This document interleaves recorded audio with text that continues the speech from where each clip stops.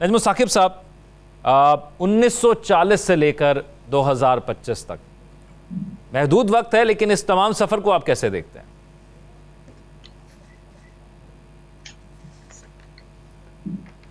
पचासी साल पहले की बात है। ये मिंटो पार्क है जिसका नाम आजकल इकबाल पार्क है। मुसलमानान बर्रे सगीर कहते हैं कि हम अपने लिए एक अलहदा मुल्क बनाएंगे। उससे पहले जंग आज़ादी हो चुकी है 1857 की, जिसको अंग्रेज़ ने गदर कहा। इससे पहले सर सैयद की अलीगढ़ तहरीक चल चुकी है। उन्होंने अंग्रेज़ी सीखने की बात की, दो कौमी नज़रिया दिया, और उसके बाद मुसलमानों में दो धड़े बन गए कि सर सैयद ये कहता है और सर सैयद ये नहीं कहता। ये भी हो चुका। 1906 में मुस्लिम लीग बन चुकी। कायद-ए-आज़म जो पहले कांग्रेस के मेंबर थे उनको एहसास होता है, और फिर वो जब चलती है तहरीक डिवाइड इंडिया, तो उसके बाद कायद मेरा चलाता है क्विट, डिवाइड एंड क्विट, और उसके बाद divide India, divide and quit वाली तहरीक चलती है। 1906 में जो बन चुकी मुस्लिम लीग, फिर इलेक्शंस होते हैं।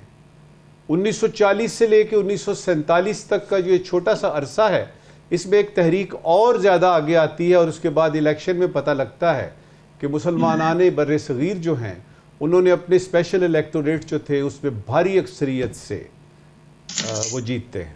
जी, अल्लाह का शुक्र है कि उस ज़माने में 1945-46 में फॉर्म 45 और फॉर्म 47 नहीं था। अल्लाह का शुक्र है कि उस वक्त अंग्रेज़ को या हिंदुओं को ये ख्याल नहीं आया कि इलेक्शन जो है वो किस तरीके से मैन करने हैं, किस तरीके से जो है वो ये यानी गड़बड़ करके, तो कोई फॉर्म 47 वगैरह की चीज़ उस वक्त नहीं थी। ये अल्लाह का शुक्र है। 1947 आता है, 14 अगस्त आती है, पाकिस्तान मारज़ वजूद में आता है, और यूं इस दुनियाए आलम में एक ऐसा मुल्क आता है जो कि एक ऐसे मुल्क की जो है वो तामीर होती है। मेरे कायद को सलाम, सर सैयद को सलाम, अल्लामा इकबाल, वो वाला बात का आपको यानी याद होगा खिताब, जो कि वो जिसमें उन्होंने कहा कि इस तरह से करके, इस तरह से करके, तो वो जो ख्वाब इकबाल का कि वो जो कंटिगुअस इलाके हैं उनका, ये इन सारे मशाहीर को सलाम, और सलाम उन तमाम लोगों को जिन्होंने इस तहरीक में हिस्सा लिया। वो बेशुमार लोग, वो लोग जिन्होंने लाल रुमाल की तहरीक चलाई, वो लोग जिन्होंने कायद का नाम सुन के और कहा कि हाँ ये बंदा सच कह रहा है, ये ठीक कह रहा है, इसके पीछे चलते हैं, उन सब को सलाम। क्योंकि उन सब की वजह से इस वक्त हम इस आज़ाद मुल्क में मौजूद हैं। और ये जो इस वक्त आपके दिमाग में ख्याल आया ना, ये नजमुल साकिब साहब हमारा तो मुल्क आज़ाद है ही नहीं, ये वो फतूर है, ये वो फतूर है जो दिमागों में पैदा किया गया है। ये वो कन्फ्यूजन है जो कि बाकायदा तौर पे सोची समझी तहरीक के बाद इसको कहा गया है कि नौजवान नस्ल में फैला दो, तुम आज़ाद नहीं हो, तब्दीली आनी चाहिए, फलाना होना चाहिए, ये होना चाहिए, वो होना चाहिए। आप यकीन कर लीजिए ज़ौक, अगर मेरा कायद मैदान में ना आता, अगर उनके साथी उनका साथ ना देते, 1940 में ये यानी लाहौर रेजोल्यूशन पास ना होता, 1947 में पाकिस्तान ना मारज़ वजूद में आता, तो जो इस वक्त हम लोग हैं ना, इमेजिन कीजिए कि हिंदुस्तान का हिस्सा होते। इमेजिन कीजिए कि जितने पाकिस्तान में मुसलमान हैं उससे थोड़े से ज्यादा ही इस वक्त हिंदुस्तान में हैं, उनकी हालत कैसी है। उन मुसलमानों की हालत इस वक्त कैसी है कि मोदी साहब अपने तीसरे टन्योर में कह रहे हैं कि सुंजियां हो जन गलियां ते विच मिर्जा यार फिरे, हिंदुस्तान में सिर्फ हिंदू रहेगा। आप जब इस तरह की बात करते हैं ना, तो आपको ख्याल आना चाहिए आप बात क्या कर रहे हैं। और जी पाकिस्तान का नजरिया ऐसे था, यानी कायद-ए-आज़म ने तो यानी जूते पहन के नमाज पढ़ी, और कायद-ए-आज़म तो फलाना सूट पहनते थे, तो शलवार कमीज और वेस्ट कोट नहीं पहनते थे। ये छोटी छोटी फरोई बातों में हमें डाल दिया गया और हम बुनियादी चीजें भूल गए। बुनियादी चीज क्या है? साहब मैं यहाँ पर ये बात कर रहे हैं, तो फिर जो एक छोटा सा तबका फिक्र एक सवाल उठाता है, मैं वो सामने रख देता हूँ। मैं उससे एग्री नहीं करता, लेकिन मैं आपके सामने रख देता हूँ, आप राय दीजिएगा। ये कहा गया कि ये सिर्फ एक पीस ऑफ लैंड था जिसको अलहदा कराने के लिए कायद-ए-आज़म को वकील हायर किया गया।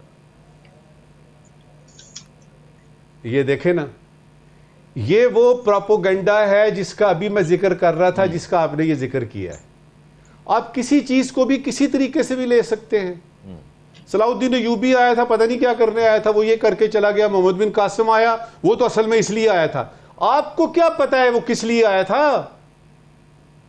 आपको उन लोगों का पता है जिन लोगों ने ये पूरी तहरीक चलाई, तहरीक पाकिस्तान, और फिर आप एक मुल्क हासिल किया।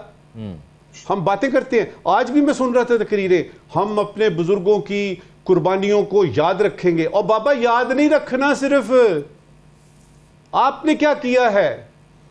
देखिए, आजादी हासिल करना मुश्किल काम होता है, लेकिन उससे भी मुश्किल यह होता है कि आजाद मुमलकत में तरक्की करना और उस तरक्की को संभालना, सस्टेन करना, अपनी आजादी को कायम रखना। ठीक है। हमारे यहां क्या है, पाकिस्तान के कोलंबस देखें कितने हैं, वो दोबारा से दरियाफ्त कर रहे हैं पाकिस्तान को कि नजरिया पाकिस्तान असल में ये है, दो कौमी नजरिया फलाना फलाना। और खुदा के लिए अपने आप को देखिए, आपने पाकिस्तान के लिए क्या किया है। आपको बना बनाया एक मुल्क मिलता है और आप उसका सत्यानाश मारने पे तुले हुए हैं, लेकिन इसके बावजूद मेरा पाकिस्तान चल रहा है, तरक्की कर रहा है और तरक्की करेगा। इस वक्त ये आखिरी बात, आप कहते हैं जी कि सियासी नजरियात को बालाए ताक रख के हमने मुल्क का और उसकी तरक्की का सोचना है। बड़ी अच्छी बात है। ये सिर्फ आपको 23 मार्च को याद आती है बात, 14 अगस्त को याद आती है, बाकी पूरा साल क्या है। और सबसे बड़ी और इंपॉर्टेंट बात कि आपने सियासी ख्यालात को, नजरियात को बालाए ताक रखना है, तो रखना कैसे है, वो तरीका भी बता दीजिए।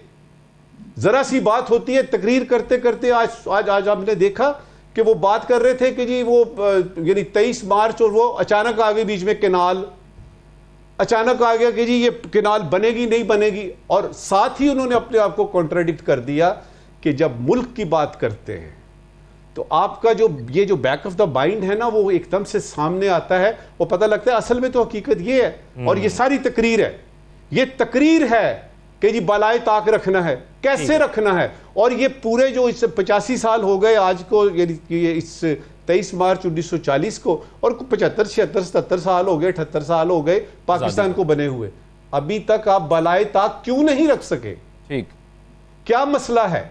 तो एक चीज सिर्फ चाहूंगा, एक चीज चाहूंगा अपने सियासतदानों से, असहाबे इख्तदार से, और उन थिंक टैंक से, और उन तमाम यूनिवर्सिटियों के प्रोफेसर और वाइस चांसलर से, और अपनी नौजवान नस्ल से, सिर्फ एक चीज कर लीजिए, अपने साथ सच बोलना शुरू कर दें।